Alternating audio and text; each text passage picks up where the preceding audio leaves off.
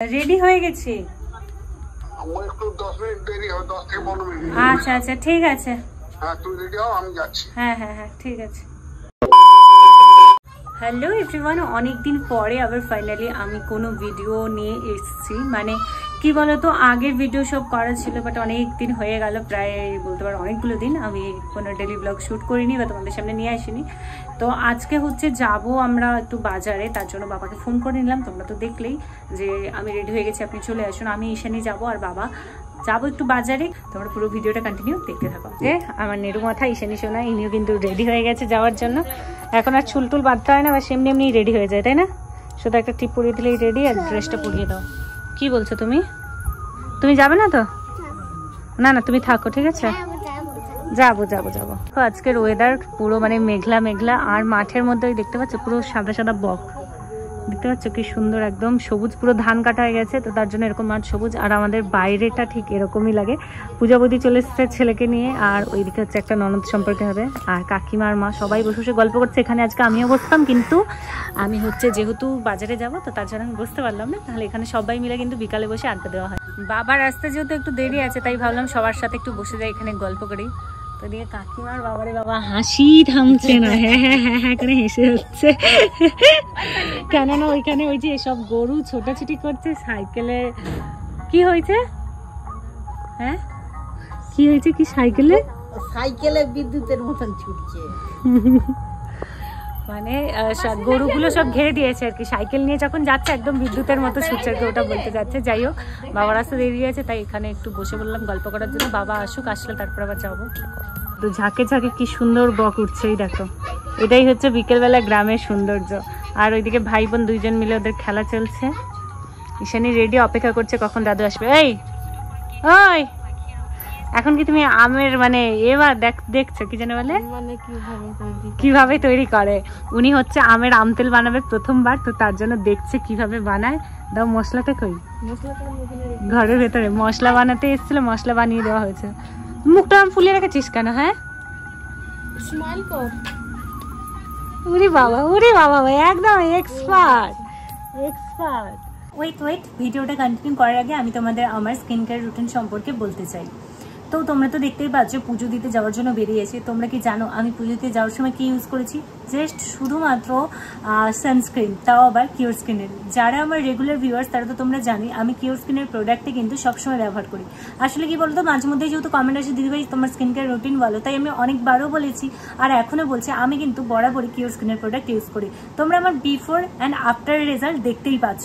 আগে আমার স্কিন কতটা ডার্ক ছিল, এর সাথে ডার্ক বলতে মানে ডাল ছিল, এর সাথে পুরো পিগমেন্টেশনের স্কিনটা একদম ভরে ছিল, তার সাথে পিম্পল, অ্যাকনি, অনেক সমস্যা ছিল। বিশেষ করে ঈশানী হওয়ার পর থেকে আমি কিন্তু এই সমস্যাগুলো ফেস করতাম। বাট লাস্ট মানে কতদিন বলবো, 1 বছর হতে যায় প্রায়, আমি কিন্তু এই সমস্যা থেকে অনেকটাই রিলিফ। সেটা তোমরা নিজেরাই দেখতে পাচ্ছ, আমার স্কিনটা দেখলেই বুঝতে পারবে আগের থেকে কিন্তু অনেকটা বেটার আছে। বাট জানো তো, ইদানিং যেহেতু গরমটা অতিরিক্ত পড়েছে, আর গরমের কারণে আমরা প্রায় বাইরে যাই, আর বাইরে গেলে না আমাদের স্কিনের মধ্যে মানে আরও বেশি স্কিনের জন্য খারাপ আর কি। গরমকালে স্কিন কেমন জানি চাপচাপে, ঘাম, তার উপরে পলিউশন বেশি, চিপচিপে একটা অন্যরকম ব্যাপার হয়ে যায়। তো তার জন্য আমি ভাবছি যে এইবারে অলরেডি আমি অর্ডার করে ফেলেছি, তোমরা দেখে নাও। আমি তোমাদেরকে চলো কীভাবে অর্ডার করছি সেটাও বলছি। আর আমি কিন্তু প্রতিবারে 1600 টাকার রেজিমটা ইউজ করছি, বাট এই প্রথমবার আমি কিন্তু 2100 টাকার রেজিমটা অর্ডার করেছি। কারণ গবেষণার মধ্যে জানা গেছে যে 2100 টাকার রেজিমটা কিন্তু খুব তাড়াতাড়ি, মাত্র 3 থেকে 4 সপ্তাহের মধ্যে কাজ করে। তো তার জন্য 2100 টাকার রেজিমটাই অর্ডার করেছি। চলো কীভাবে তোমরাও ওটাকে অর্ডার করতে পারবে চলো তোমাদের একবার সেটা বলে দিই।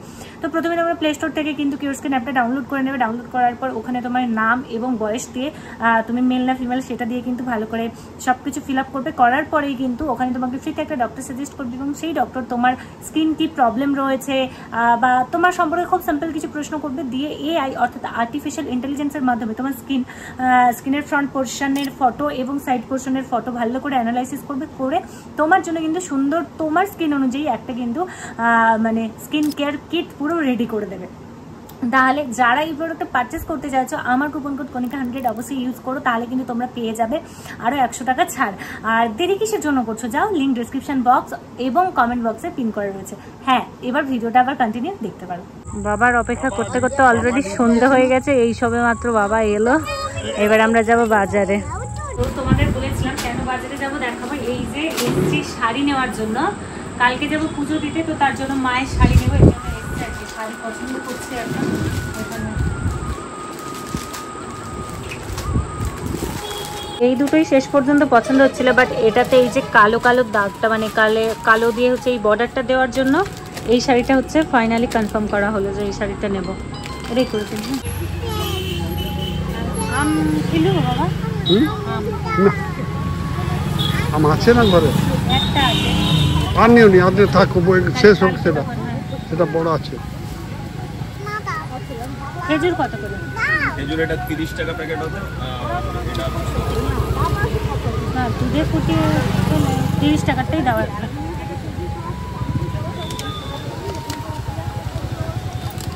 ফাইনালি এখন আমরা চলে এসেছি বাড়ি। এখন না মানে অনেক আগেই বাড়ি চলে এসেছি, আর বাড়িতে এসে খাওয়া দাওয়া হয়ে গেছে।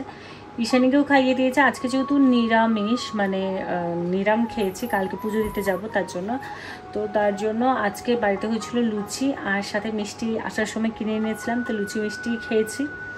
তো কালকে যাব আমরা পুজো দিতে, তো চলো এখন ঘুমোবো আর কি। তো গুড নাইট, আর দেখা হচ্ছে কাল সকালে। গুড মর্নিং, অলরেডি সকাল হয়ে গেছে আর ঘুম থেকেও আমরা উঠে পড়েছে। ওই যে একটা সূর্য মামা কিন্তু ভালোই উঠে মেরেছে, সুন্দর রোদ উঠে গেছে। যাই হোক, এবার হচ্ছে গিয়ে যাবো, গিয়ে স্নান করব। আমরা যে মন্দিরটাতে যাব ওখানে 9:30 নাগাদ যেতে বলেছে, 9টা থেকে 9:30 নাগাদ। তো 9টার সময় টোটো আসবে, তারপরে হচ্ছে গিয়ে আমরা যাব। তো চলো এখন হচ্ছে যাই, গিয়ে স্নান করি। চোখগুলো পুরো ঘুমের তালে দেখো ফুলে ঢোল হয়ে গেছে। আর লিপস্টিকও সেই কালকে যে গেছিলাম বাজারে সেই লিপস্টিক রয়েছে, কালকে রাতে এসে আর লিপস্টিক ওঠানো হয়নি, সেরকমই রয়ে গেছে। যাই হোক চলো যাওয়া যাক, আর মানে স্নান করতে যাওয়া যাক। স্নান করে এসে রেডি হয়ে তারপর আবার আসছি। আর এইদিকে যে ঈশানীকে উঠিয়ে দিয়েছিলাম, আবার শুয়ে পড়েছে, উঠিয়ে দিয়েছিলাম। তো আমি আগে স্নান করব, তারপরে হচ্ছে ঈশানীকে স্নান করাবো, করে ওকেও রেডি করে দেবো। তো চলো স্নান করে নেওয়া যাক। পুজো দিতে যাওয়ার আগে ভাবলাম যে না, ঘরের বিছানার চাদরটা তুলে দিয়ে যাই, এসে পরে সাথে সাথে ওয়াশিং মেশিনে দিয়ে দেবো ধোয়ার জন্য। তো তার জন্য চাদরটা তুলে ঘরটা ঝাড়ু দিয়ে নিলাম, কারণ ঘর ঝাড়ু তো দিতেই হবে, তার আগে একটু বিছানাটাও গুছিয়ে নিলাম আর কি। বিছানা গুছানো কমপ্লিট হয়ে গেছে, আর ওইদিকে কিন্তু আমার ঈশানী সোনাও রেডি। এবার আমি যাবো স্নান করতে, দিয়ে তারপরে হচ্ছে রেডি হব। এদিকে অলরেডি চলে এসছে মানে পুজোর বাজার করে। এই দেখো কি কি নিয়ে এসছে, এটা হচ্ছে ফুলের মালা একটা এনেছে মাকে দেওয়ার জন্য। বাহ সুন্দর হয়েছে মালাটা। হ্যাঁ সুন্দর হয়েছে মালাটা। চাঁদ মালা নেননি, এটা নিয়েছি তাই তো? আচ্ছা আচ্ছা আচ্ছা, এদিকে ফুল আছে। আর এর মধ্যে মনে হয় কি কি আছে এর মধ্যে, ওই সুজি ভোগ যেহেতু দেওয়া হবে তার জন্য সুজি ভোগের জিনিস, ফুল বেলপাতা সবই আছে। হ্যাঁ সব এগুলো বাজার বাবা সকাল সকাল গিয়ে কিনে। আমি কিন্তু সবের শেষে মানে এসেছি এই যে আলতা পরার জন্য। মা অলরেডি আলতা পরে নিয়েছে, ঈশানীর পায়ে পরিয়ে দিয়েছে। আমি আবার পরছি দেখে ঈশানী আবার বায়না ধরছে, মামা মামাকে একটু হাতেও পরিয়ে দাও। তাহলে ঠিক আছে পরিয়ে দেবো। মানে এর আগে আমি ঘরটর গুছিয়েছি, তারপরে পাশের বাড়ির যে ননদ সে এসেছিলো ভ্রু প্লাগ করার জন্য। আর আমি যেহেতু সুতো দিয়ে মানে যেভাবে পার্লারে ভ্রু প্লাগ করে ওভাবে করতে পারি, তো তার জন্য ননদ এসে বললো যে আমি বাড়ি যাবো, একটু করে দাও। তো তার জন্য সেই ননদকে ভ্রু প্লাগ করে দিয়ে আমি স্নান টান করে এইদিকে সব রেডি হয়ে পড়েছি। মা কিন্তু পুজোর সমস্ত জোগাড় এক জায়গায় করে নিয়েছে, কারণ একটু পরেই টোটো চলে আসবে, আসলে পরেই কিন্তু আমরা বেরিয়ে পড়বো আর কি পুজো দিতে যাওয়ার জন্য। ফাইনালি স্নান করা কমপ্লিট হয়ে গেছে। এদিকে শাড়িও টাড়িও পরে নিয়েছি, শুধু এবার চুলটা আছড়াবো, টিপ করবো কপালে, দেন তারপর বেরিয়ে যাবো। এদিকে আমিও মোটামুটি রেডি, আলতা টালতাও সব কিছু পরা হয়ে গেছে। আর এইদিকে এই যে মাও রেডি, মাও কিন্তু লাল পাড় সাত শাড়ি পরেছে। মানে পুজো দিতে যাবো না, লাল পাড় সাত শাড়ি বলে একটা ভালো ভালো লাগে এই হচ্ছে ব্যাপার। তো চলো এখন ঝটপট করে রেডি হয়ে যায়, কারণ টোটো অলরেডি চলে এসছে।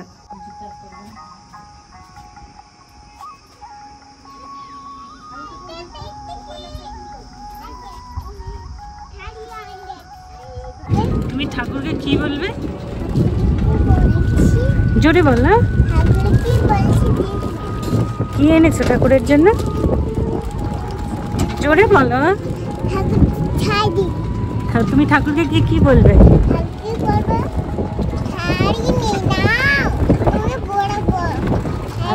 আচ্ছা ওরকম বলবো, শাড়ি নিয়ে নাও তোমাকে পরাবো।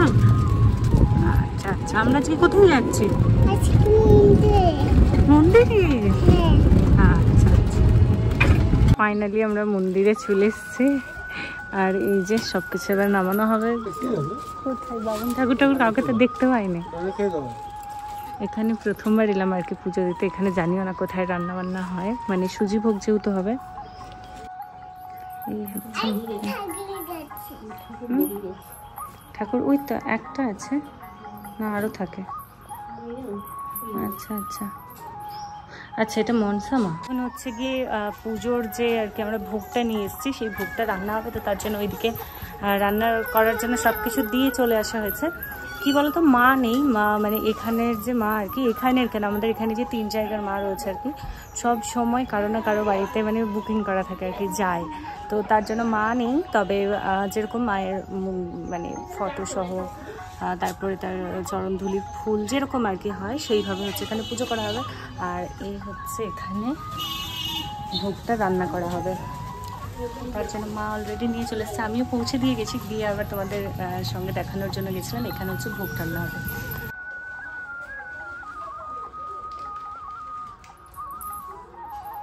এখানের মা সব সময় হচ্ছে কোথাও না কোথাও মানে কারো না কারো বাড়িতে ঘুরতেই থাকে। মোটামুটি এই বেদিতে খুব মানে কমই দেখা যায়, কম মন্দিরে থাকে, না হলে কিন্তু সবসময় কারো না কারো বাড়িতে হচ্ছে গিয়ে যায়। আর ওই যে দেখতে পাচ্ছ মায়ের বেদি, ওখানে কিন্তু শাড়ি, আলতা, সিঁদুর আর মালা সব কিছুই দেওয়া হয়েছে।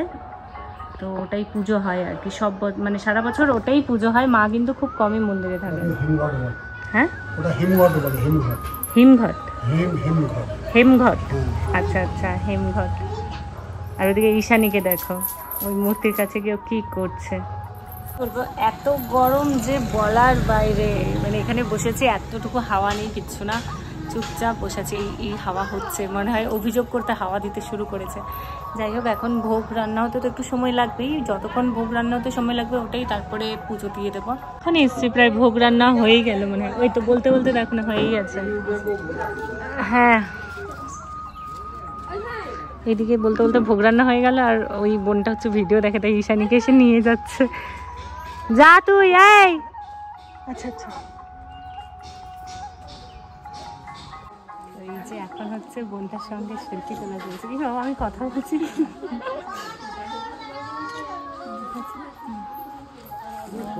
পুজো অলরেডি শুরু হয়ে গেল আর কি, মানে ওইদিকে পুরোহিত মশাই বসে গেছেন পুজো করার জন্য।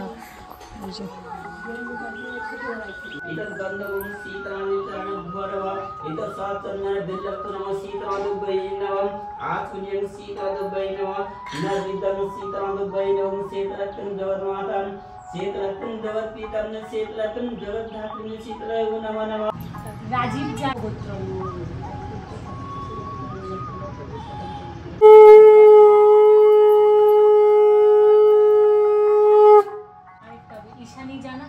মানে এখন হচ্ছে তোমাদের দাদা ভাইয়ের নামে পুজো দেওয়া হলো, আর সাথে ঈশানীরও দিয়ে দিলাম, কারণ নিজেদের সন্তান বলে কথা। কি বলো তো, এই যে পুজোটা, এটা কিন্তু তোমাদের দাদা ভাইয়ের আর কি পুজো। ওর একবার ও মানত করেছিল, তো সেটার জন্যই কিন্তু ওর মানতটা আজকে পূরণ করার জন্যই আমরা পুজো দিতে এসেছি। আর সাথে হচ্ছে মানে আমি যখন এই পুজোটা দিচ্ছিলাম, তখন তো তোমরা জানোই যুদ্ধের সময় চলছিল আর কি। তো তার জন্য আমি হচ্ছে গিয়ে ভাবলাম যে ঠিকই আছে, এটাই সবথেকে ভালো সময় হবে পুজো দেওয়ার জন্য, যাতে ভালো করে পুজোটাও দিতে পারি। আর তার সাথে ঠাকুরের কাছে এটাও প্রার্থনা করব যাতে ভারতের সমস্ত সৈন্যরা ভালো থাকে, সুস্থ থাকে, আর ভালোভাবে তাদের বাড়িতেও ফিরে আসে। অবশ্যই নিজের সিঁদুর যতটা মূল্য আমার কাছে, তেমনি আমার কাছে কিন্তু প্রতিটা নারীর সিঁদুরের মূল্য ঠিক ততটাই।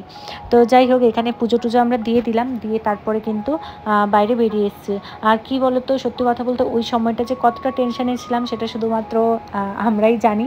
মন খারাপ থাকলেও সব কিছুটা হাসি মুখে সামলানোর চেষ্টা করেছি, কারণ আমরা যদি বাড়িতে মন খারাপ করে থাকি তাহলে কিন্তু যতই হোক মা বা বাবা, তাদের আরও বয়স হয়েছে, তখন কিন্তু আরও বেশি টেনশন করবে। এই জন্য সবসময় এইভাবে বলতাম যে কোনো ব্যাপার না, কিচ্ছু হবে না, এরকম আর কি সবটা সামলানোর চেষ্টা করা হতো। সেটা বাবাও কিন্তু অনেক স্ট্রং, সত্যি কথা বলতে, কিন্তু মা তো যতই হোক সন্তান বলে কথা, একটু তো দুর্বল হবেই। তো যাই হোক, আমরা কিন্তু পুজোটা দিয়ে অনেকটা সেদিনকে স্বস্তি ফিল করছিলাম। আর তোমাদের দাদা ভাইয়েরই পুজোটা বাকি ছিল, তো তাই ওর পুজোটা দিয়ে কিন্তু সত্যি কথা বলতে আমরা অনেকটা শান্তি বোধ করছিলাম। এখানে আমাদের পুজো দেওয়া হয়ে গেছে, এবার প্রসাদ নিয়ে বাড়ি যাবো।